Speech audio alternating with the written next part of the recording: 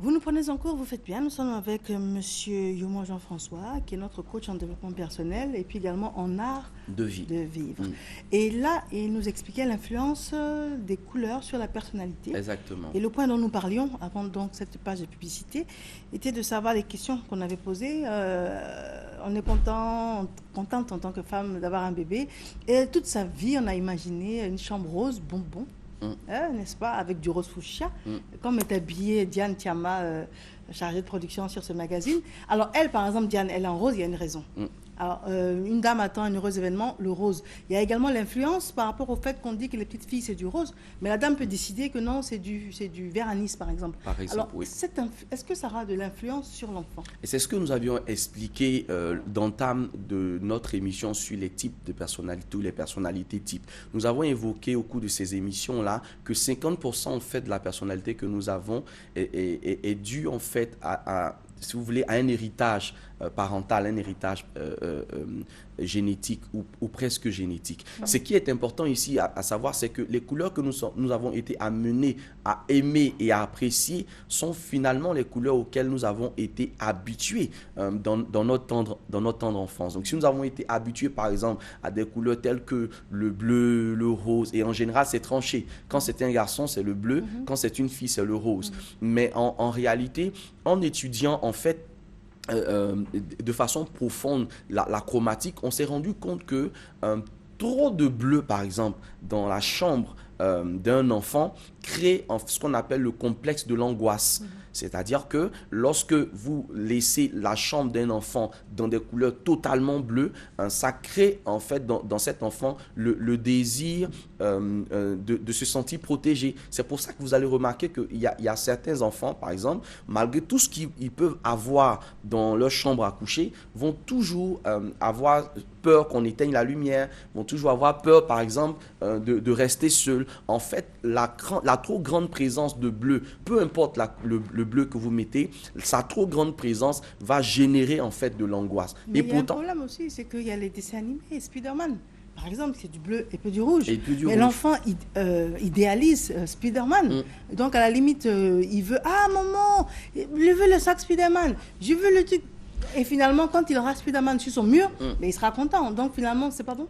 C'est bon, mais c'est pour ça justement aussi qu'on est parent. Vous savez, le mot parent, ça vient de parer, protéger. Donc l'enfant peut suggérer un certain nombre de choses, mais à vous de rendre l'atmosphère ou l'environnement de l'enfant conforme à ce qui lui va véritablement. Il peut aimer par exemple ce héros de tous les enfants, qui est le héros de mon fils aussi, que je salue au passage. Mais en fait, qu'est-ce qu'il faut faire? Il faut faire en sorte par exemple que cette représentation-là soit par exemple dans des sticks ou dans des stickers qu'on peut disposer de façon très ingénieuse, par exemple, dans la chambre de l'enfant et non pas couvrir tous les murs finalement de ce dessin. Et en plus, les couleurs rouges et les couleurs bleues qui entrent en fait dans les coloris de ce personnage-là sont des couleurs très importantes. Donc le rouge qui parle de la passion et le bleu qui parle aussi de l'apaisement parce que ce personnage, quoique héros et tout cela, mais développe aussi des valeurs. Donc des valeurs d'apaisement, de calme, de sécours, etc. Et c'est important de savoir combien de fois ceux qui créent des films, ceux qui créent des entreprises, etc., devraient pouvoir connaître aussi l'influence des couleurs. Et ce n'est pas fortuit. Quand vous voyez par exemple de grandes enseignes d'alimentation, de grandes enseignes de consommation qui utilisent en général les couleurs jaunes parce que le jaune par exemple, il ouvre l'appétit. Si vous avez par exemple du jaune, si vous êtes dans le domaine par exemple de l'alimentation, vous êtes dans le domaine de la restauration, je vous conseille par exemple que vous ayez un environnement qui est dans votre restaurant, etc., qui présente des aspects très jaunes. Ça va susciter l'appétit des personnes qui viennent dans votre restaurant. Si vous êtes par exemple dans le domaine de la communication, tout ce qui est publicité, etc., il faut privilégier des couleurs qui sont dans les teintes bleues. Tous les dégradés de bleu seront intéressants par exemple parce que ça pousse justement à vouloir se faire voir, à vouloir communiquer. Donc chaque corps de métier également devrait pouvoir développer des couleurs qui leur sont propres et qui pourraient justement permettre à ces activités-là d'éclore de façon positive. Ce n'est pas en vain que vous trouverez par exemple des célèbres boissons rafraîchissantes dont nous ne dirons pas le nom, mais qui utilisent la couleur rouge.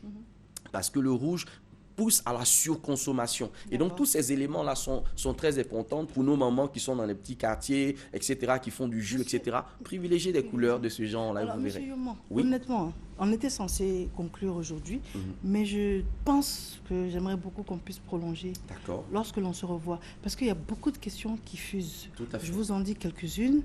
Par exemple, un couple, la dame réalise que son mari se désintéresse. Oui. Et puis, elle a l'impression que, enfin, elle devrait même se mettre dans un processus de séduction. Alors, quelles sont les couleurs qu'elle pourrait privilégier pour Exactement. reconquérir son mari, Oui. par exemple? Elle adore le rouge à la maison, c'est la puissance, c'est ceci, c'est cela. Mais elle réalise peut-être qu'il y a beaucoup de tensions à la maison. Quelles sont les couleurs de l'apaisement? Tout à fait. Il y a également ça. Tout à fait. Vous avez également un monsieur qui travaille, qui a monté une société de boîtes de sardines et il aime le vert. Est-ce que ce serait en conformité avec l'activité qu'il a créée? Une dame qui crée un salon de coiffure et puis c'est beaucoup d'eau qui coule dans un salon de coiffure. Exactement. Et elle aime le rouge. Est-ce que le rouge, c'est la couleur du feu? Est-ce que l'eau n'éteint pas le feu? Son activité va sombrer. Exactement. Donc, ça veut dire qu'il y a beaucoup de questions Beaucoup de auxquelles choses. on pourrait répondre. Exactement. Je vais à un entretien d'embauche. Est-ce que je devrais me mettre dans cette couleur? Est-ce que, si c'est une femme, elle va penser que je viens en concurrente en se disant que je vise son poste? Exactement. Est-ce que si c'est un homme, il va se dire, ah, elle est mignonne celle-là. Elle s'appelle comment déjà? Ou bien le recruteur va se dire, non, elle vient pour séduire, il ne faut pas. Ou bien non, elle est sobre, il faut. Ouais. Il y a trop de questions. Il y a trop de questions. Il y a trop de questions. Donc, je propose que... et ce sont les questions auxquelles on va chercher à répondre la semaine prochaine. Et si vous avez d'autres questions que vous voulez soumettre, donc, vous avez l'adresse qui va s'afficher d'un moment à l'autre. Et nous vous donnons l'opportunité de poser des questions. Parce qu'en ce qui concerne les couleurs, vous le voyez, le véhicule, par exemple, la tenue vestimentaire, la couleur de l'intérieur, la couleur de la société. Votre enfant, votre fille, elle aime Charlotte aux fraises ou bien la princesse Ouais, Blanche-Neige, par Blanche-Neige, exemple, exactement. ou bien Cendrillon. Votre garçon, c'est Spider-Man. Alors, c'est Ben 10 aussi. Ouais, Ben 10. Ah oui, non, il faut savoir. Ou bien, il y a des petits monstres avec des dents longues.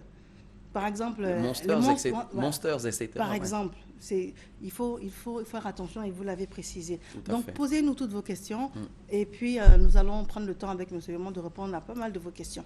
Téléphone. Le téléphone, c'est le 59 57 63 67. 59 57 63 67. Très bien. Je vous remercie. C'est moi qui vous souhaite une journée colorée. Merci bien. D'autant plus que vous m'avez dit que le fait d'avoir mis du bleu Ouais. veut dire aujourd'hui... Vous avez un objectif important à atteindre. C'est vrai que la journée n'a pas commencé comme il fallait, mais vous avez un objectif à atteindre et vous avez besoin de peps pour aller jusqu'au bout. Vous jetez des gorilles. Hein. Mais non, Non. c'est l'interprétation des couleurs. Merci en tout cas. C'est ce que nous apprenons en développement personnel. Très Ouais. bien. Je vous remercie d'être C'est venu. moi qui vous remercie. Au revoir. Au revoir. Nous avons un élément de transition avant de recevoir notre invité suivant que je vous présenterai. Mais juste avant, un élément sur Popo Carnaval. À tout de suite. Nous sommes au foyer des jeunes de Beaunois au concours Miss Popo Carnaval. 10 candidates sont en liste pour cette 35e édition. Chaque candidate a droit à 3 passages et à se prononcer sur ce thème. La place de la femme dans le développement de la société. Le public, venu nombreux, ne s'est pas ennuyé. Il est minuit. Les membres du jury se retirent. Les artistes égayent le public.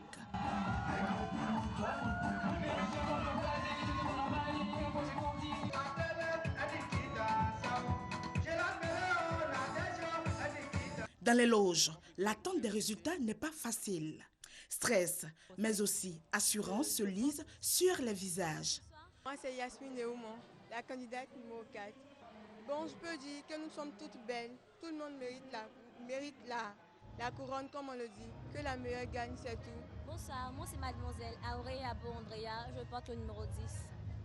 Ce soir, je pense très bien que je pourrais remporter la couronne parce que j'ai toutes les qualités qu'il faut et je me sens belle. Moi c'est Akamari Désirée, étudiante en ressources humaines et communication, 2e année. Oui, parce que bon, nous tous nous étions au niveau, mais comme c'est un concours, bon, je crois avec ferme foi que ce soir je vais remporter la couronne. Moi c'est mademoiselle Yobo Zena, en classe de terminale D. Je suis candidate à Miss Popo, la candidate numéro 5. Je pense que je peux gagner parce que je sais que j'ai assuré et que j'ai foi en moi. Quand vint l'heure de vérité, c'est le calme plat, les oreilles tendues vers les membres du jury. C'est le suspense. C'est vrai, il y aura une gagnante et d'autres qui ne seront pas peut-être retenues. Mais il ne faudrait pas qu'elles se découragent, mais être fières du fait qu'elles se sont senties belles, venir se présenter à ce concours-là, pour dire qu'elles sont à la hauteur, voilà. Finalement, le nom de la Miss est proclamé avec l'approbation du public. Miss Popo Carnaval. Cette année est le numéro 7. Oui, c'est émouvant.